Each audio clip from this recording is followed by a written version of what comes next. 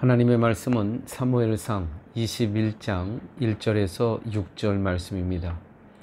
다윗이 노베 가서 제사장 아히멜렉에게 이르니 아히멜렉이 떨며 다윗을 영접하여 그에게 이르되 어찌하여 내가 홀로 있고 함께하는 자가 아무도 없느냐 하니 다윗이 제사장 아히멜렉에게 이르되 왕이 내게 이를 명령하고 이르시기를 내가 너를 보내는 것과 내게 명령한 일은 아무것도 사람에게 알리지 말라 하시기로 내가 나의 소년들을 이러이러한 곳으로 오라고 말하였나이다. 이제 당신의 수중에 무엇이 있나이까? 떡 5덩이나 무엇이나 있는 대로 내 손에 주소서 하니 제사장이 다윗에게 대답하여 이르되 보통 떡은 내 수중에 없으나 거룩한 떡은 있나니 그 소년들이 여자를 가까이만 하지 아니하였으면 주리라 하는지라. 다윗이 제사장들에게 대답하여 이르되 우리가 참으로 3일 동안이나 여자를 가까이 하지 아니하였나이다. 내가 떠난 길이 보통 여행이라도 소년들의 그릇이 성결하겠거든 하물며 오늘 그들의 그릇이 성결하지 아니하겠나이까 하매 제사장이 그 거룩한 떡을 주었으니 거기는 진설병 곧 여호와 앞에서 물려낸 떡밖에 없었음이라. 이 떡은 더운 떡을 드리는 날에 물려낸 것이더라. 아멘. 다윗은 계속해서 사울을 피해 도망 다니게 되죠. 그래서 도망하면서 오늘은 노베 가서 제사장 아히멜렉에게 자기 몸을 의탁하면서 도망자의 신세로 얼마나 배가 고프겠습니까? 그래서 떡을 달라 하는 그런 내용이고 아히멜렉과 대화하는 내용이 바로 오늘의 본문입니다. 3절에 보면 다윗은 아히멜렉에게 이제 당신의 수중에 무엇이 있나이까? 떡 5덩이나 혹은 무엇이든지 있는 대로 내 손에 좀 주소서. 너무 배고프다는 것이죠.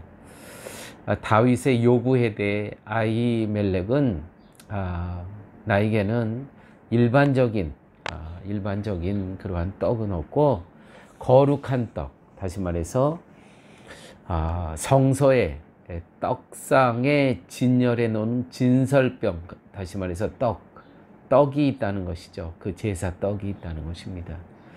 이 진설병이라고 하는 이 떡은, 이 성소에 있는 이 떡은 안식일마다 새로운 떡으로 교체를 합니다. 교체한 떡은 오직 제사장만이 먹습니다. 이 출애굽기 25장 또 35장 레위기 24장에 다 기록되어 있습니다. 이 성소의 안에 있는 이 진설병, 떡병이죠. 이 떡은 오직 제사장만 먹을 수 있는 겁니다. 이것이 하나님의 정하신 율법이었다는 것입니다. 그런데요, 마태복음 12장에 예수께서 안식일에 밀밭 사이로 가실 때 제자들이 시장하여 이삭을 잘라 먹습니다. 이것을 바리새인들이 보고 예수님에게 보시오, 당신의 제자들이 안식일에 하지 못할 일을 하나이다. 안식일에 하지 못할 일. 이삭을 잘라 먹는 것은 안식일 규정을 어긴 것이라며 예수님을 시비를 겁니다. 예수님은 다윗이 하나님의 전에 들어가서 제사장 외에는 먹지 못하게 되어 있는 그 진설병 떡을 먹는 일에 대해서 말씀하시죠. 바로 오늘 본문을 갖고 그 바리새인들에게 얘기를 합니다. 그러면서 율법의 진정한 정신은 어디 있느냐는 겁니다. 율법의 진정한 정신은, 예수님은 안식일 문제로 시비를 건 바리새인들에게 나는 긍휼을 원하고 사랑을 원하고 자비를 원하지 제사를 원치 않는다 하신 뜻으로 너희가 알았다면 무지한 자를 죄로 정치 아니하였으리라. 너희들이 지금 이런 하는 거는 율법의 정신을 모르는 거야. 율법의 정신은 자비를 베풀고 사랑을 베풀고 긍휼을 베푸는 거야. 이렇게 얘기를 하시죠. 안식일에 이삭을 잘라 먹었다. 안식일도 지켜야 되는데 그 안식일은 그들이 생각하는 안식이라는 것은 아무것도 하지 않는 것, 무노동, 아무것도 일하지 않는 것을 안식으로 이해를 했습니다. 그래서 안식일에 이삭을 잘라 먹었다. 그 잘라 먹기 위해서 노동을 해야 되지 않습니까? 손도 비벼야 되고 꺾어야 되고 하는 그 안식일에 하지 않아야 될 것을 했다고 하는 것이죠. 율법을 어겼다는 것이죠. 그런데 예수님은 안식일에 이삭을 잘라 먹었다고 해서 율법을 어긴 것이 아님을 얘기하고 있는 것입니다. 율법은 한 개의 조항을 지키는 것이 중요한 것이 아니라 율법의 의미하는 바가 무엇인가를 아는 것, 그것이 중요하다는 것이죠. 여러분, 세례를 주기 위해서 문답을 합니다. 세례 주기 전에 문답을 하죠. 이제 세례를 받는 자와 함께. 그 문답을 하는 거는 정말 이분이 예수를 자기의 구원자로 영접했는가를 확인하기 위해서 물어보는 몇 가지의 질문이 있지 않습니까? 근데 그것이 떨어뜨리기 위한 질문입니까? 아니면 세례를 주기 위한 질문입니까? 당연히 세례를 주기 위해서 물어보는 것이죠. 떨어뜨리려고 세례 문답하는 목사가 세상에 어디 있겠습니까?